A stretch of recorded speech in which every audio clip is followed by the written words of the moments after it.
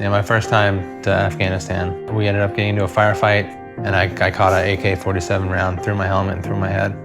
Bar none, the scariest thing I've ever done is wake up in that hospital. I couldn't move, I couldn't find anybody, I didn't know where I was, so it's just really awful.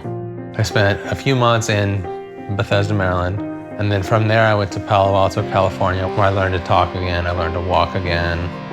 So the last thing I needed was another horror story on top of that.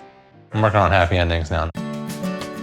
From when I got my estimate, to finding the home, deciding to purchase it, to closing, it was all a super smooth process with Joe at Chase. And we had heard that usually when you do a VA loan, it can be a bit tricky, messy, take a while. He was really on the ball.